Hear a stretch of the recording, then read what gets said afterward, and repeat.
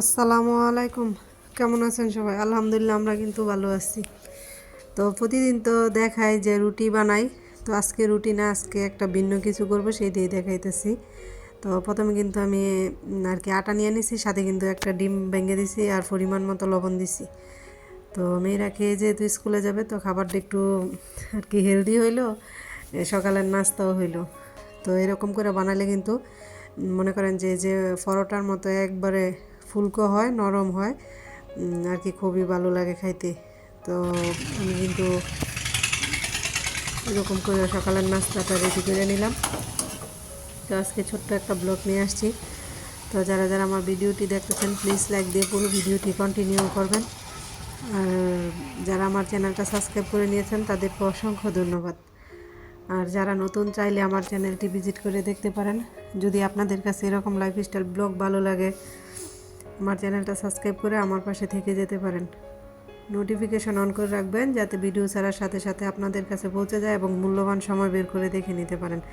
তো আমি কিন্তু সকালের নাস্তা খাওয়ার পর ঘরের টুকিটাকি কাজকর্ম করে দুপুরের রান্নায় চলে আসছি।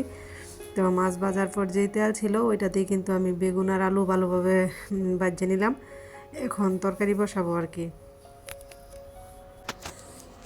তো এই যে সকালে যে পরোটাটা বানাইছি এটা কিন্তু আর কি সময়ও অনেকটা বাঁচে। রুটি বেলার ঝামেলা, কাই করার ঝামেলা আর কি এগুলা করতে হয় না। ঝটপট অল্প সময় কিন্তু অনেকগুলা বানায় নেওয়া যায়। খেতেও কিন্তু বেশ ভালো হয়।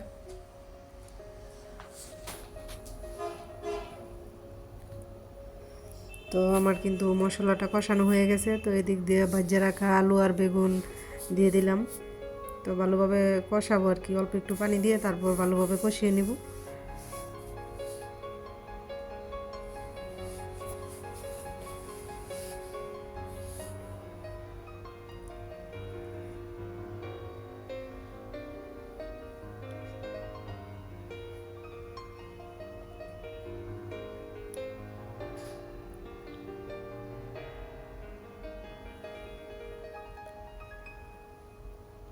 তো আমার তরকারিটা কিন্তু কষানো হয়ে গেছে, এখন কিন্তু ঝোলের জন্য পানিটা দিয়ে দিব আর কি।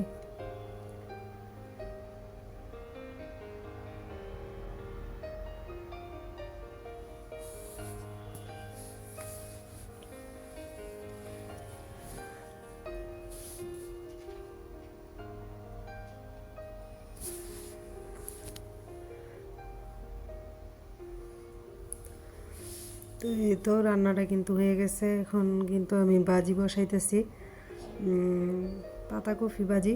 তো এখানে কিন্তু আমি মোটামুটি অনেক মশলা দিছি আর কি, তেজপাতা, তারপরে মাংসের জন্য যে গরম মশলাটা দিই ওইটা দিয়ে আর কি আজকে ভাজি করব। তো সাথে কিন্তু ছোট ছোট দুইটা আলুও দিয়েছিলাম। তো বাজিটা কিন্তু আমি ফ্রাই প্যানের মধ্যে বসাইছি।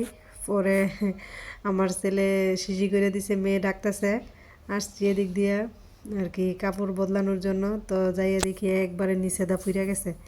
তখন কিন্তু আমি উপর থেকে শুধু ডাইলা আর কি কড়াইতে দিয়ে দিছিলাম। এই আর কি অবস্থা, ছোট বাচ্চা নিয়ে কাজ করলে যা হয় আর কি।